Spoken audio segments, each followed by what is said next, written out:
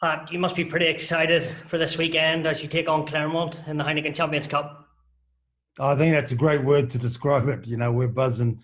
Um, it's been 13 odd years since Bristol's been involved in Heineken Cup rugby, and this is the ultimate for clubs. I think the best versus the best to play at this. This is exactly when we, as a club, the growth that we've made over the last 3 years was all about being and competing at this level.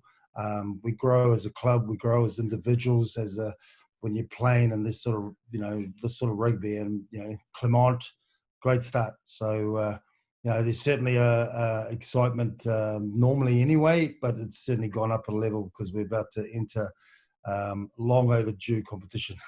Yeah, you said it there. It's been 12 or 13 years. It's been a long time coming, hasn't it? Yeah, it has, and a lot of work has gone onto it. It's not a fluke. It's it's in our vision. It's on our wall.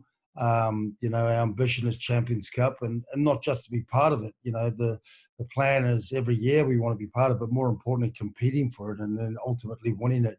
We want to get stars on the Bears jersey, so every year you're in that competition. The mindset is you work hard all year to achieve it, to get in there. But when you're in there, now it's time to step up and do your best and compete. And it's one of the toughest ones to win because you just have to look at all the clubs. You're up against the best of the best in Northern Hemisphere club rugby. You obviously had recent success in the Challenge Cup. That'll install confidence, won't it? Yeah, I think it's I've been fortunate to be involved in winning trophies before as a player and as a coach, and the whole the great thing about it, it just shows you that it comes not as fluke. It comes on the basis of all the work that needs to be done in the whole organisation, on and off the field, all the staff, all the players, everyone coming together, working hard to achieve it. So that's what a trophy. That's why when you see the full-time whistle go and teams are winning and everyone celebrates, it's not the fact they've just won a game. It's the fact that what it represents of what goes into winning a trophy. And I think just doing the players one-on-ones and goals, and a lot of them pretty much to a man have said, I'm hungry for more. For some of them, it was their first ones to win. For others, they've won other stuff before. But that's just fuels that desire to win more, but also emphasizes for me as a coach, well, understand how we did that, and we need to step up again. So, it was a great trophy to win for us and on our journey. But now we need to use that and to go to another level. It does look as if you're trying to build something special at Bristol, doesn't it? I think it's, part of the reason of accepting this job is on that exact basis. When Steve Lansdowne and Chris Boy, our chairman, asked me to come when I was at Connacht, it was a very simple question. Well, what do you want? What do you want to achieve? What's the vision? What's the plan? And their answers determined if I was going to come here or not. And they said the right thing.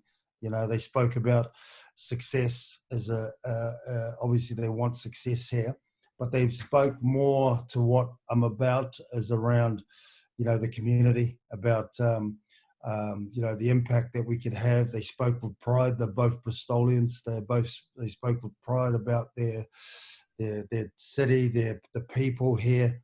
And that's important because and then I was able to say, well, this is the plan. This is how we're going to do it. And they've just backed us. And then everyone here has just had clarity on what we're trying to do, and then go, bring your best. Everyone bring their best, and that's why, again, the trophy is significant. So, we've got a big poster coming up, or a big wall painting of our, the celebration of us lifting the trophy to go into the High Performance Centre. But as I said, there might only be 25 people in their thing, but that it represents everybody that plays a part, from our groundsmen right through to the people selling tickets. It's a big team effort. That's great. What do you make of the new tiered system this year in the Champions Cup? It's exciting. It's like you don't get a chance to not be at your best. You have to win. Like, if you want to get through, there's 4 rounds, and the way it is, there's 12 teams in each pool, and you just got to look at your pool. But the difference is normally you could maybe lose the game and get through because you're going to play the other team, and everyone in your pool is playing the same. But there is no pools. You basically got two fixtures, two teams, home and away, to try and get as many points to go up against everybody else. And there is the reality that you could win 4 games, all your games, and not make it through. You might finish 5th. So, which is good because it forces you. It's like when finals rugby straight away. You have to be at your best. You can't afford not to be, and that's what we're all preparing for. And if you're playing the best of the best, you want everyone to be, as full strength and playing the best rugby, and that's great for the competition. From what I can see, Pat, you like to play this wide game plan. Is that something you're going to look on Saturday against Clermont to get the ball quickly to the wider channels? Is that how you're going to try and beat them? Well, our game's not just wide. I mean, the whole vision of our game is about doing what you need to do to win the game. And the principles, the game's evolved. The principles of the game haven't changed. You've got to win your ball. So you've got to have good set piece. The next part is you've got to go forward.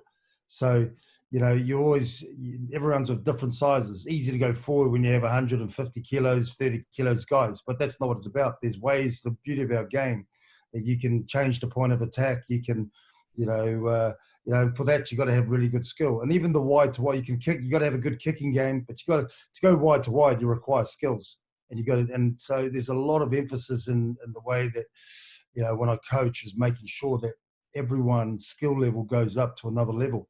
And then you can play wide to wide. Then you can play kicking game. Then you can play mauling game. You do whatever it takes, because ultimately the toughest thing about Champions Cup rugby and pool stages is that you're playing in December and January. You're not playing with the sun on your back. And you've got to be able to win. That's the beauty of the game. You've got to be able to win different ways. So being able to problem solve, and I tried to, in my coaching, when I spent a lot of my time captaining as a player, there was nothing worse when you were limited in your options. You wanted to have full stack of artillery and to be able to, deploy that, fire this shot, fire that one. But there's nothing worse when you're limited. And the more skillful you are and the more complete your game is, it starts to bucket down the rain. And you got to, look after the ball and play a good kicking game. Bang, do you have it? Then it's the team's giving you space on the outside. Can we get it there? We've got front rowers there. Can we get it there? Yeah, they can pass. They can read, draw, and pass. Great, we can do it. So everything comes back to context, and that's why it takes time to grow everyone's skill set and everyone's understanding of the collective game plan. And what about Clermont? Plenty of big ball carriers. Critchley, Yato, Salami, a few of them. How do you go about trying to stop them? Yeah, well, you got to together. You got to do it together. We go 15 individuals. That's what I mean. You've got ultimately, if you try to stop one-on-one, but if you do it to team defensive effort, there's systems to stop it. It's about players then able to step up, and that's why we spend a lot of time on culture and leadership and team bonding and everything. Because the better we know each other, the more trust we have, the more we work harder for each other, the more things that don't require talent come through. And that's why the beauty of team sport is massive. You can't just say, well, give me the 15 best players and we'll go out and play the game. Everything that you do and the connections, you want to be going out playing with your best mates, playing with your brothers. That Fritz Lee's coming down, and you're standing in front of him. That's fine. I got my brother on my left, I got my brother on my right, and we'll work on that together, and we'll work hard to get into those positions. So, yeah, French Clermont we are such a dangerous team, and they get momentum and they get going. So, we've got to make sure that we can handle that. But as I keep saying to the boys, we only do that together. What about in round two? You go back to Galway with Connacht. How special that's going to be for you? I always enjoy going back to Connacht. Before COVID, I was going back pretty much every year. My son was still at university there. A lot of good friends, and always go for a break. Wasn't overly keen to go back on this rugby side, but once it happened, I saw it. I just couldn't believe it as it was coming out. I watched the draw. Sure enough, I said, I bet you we're going to get them. Yeah, we got them. But once that was made, and as I said to John Muldoon and Conor McPhillips, right, we got to be on the money. We've got to get our work done because we know what's coming. And we know how tough that's going to be.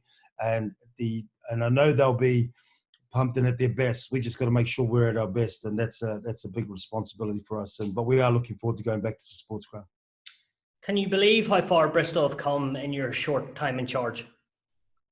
I'm pleased. What I believe in is the plan and the process that we're doing to achieve what we want to achieve. And it's great because a lot of the things that when you put down on the plan and as you're sharing it with certainly with the board and then you're sharing it with the players and the staff, a lot of it for them can be ideas and can be philosophy. But now we live it. It's you can see it. You can see it through everyone. But it's just a case of like I believe before I came, there's a lot of good people doing some great work.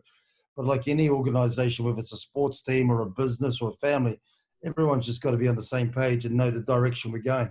And once you got that clarity and you have the plan, I have the quote here in my office. To accomplish great things, we must not only act, but but dream, and not only plan but believe. And so many people say, "Geez, you got a lot of belief," because I believe in the plan and I believe that it'll work as long as everyone does their bit. We're all only as good as the people we work with.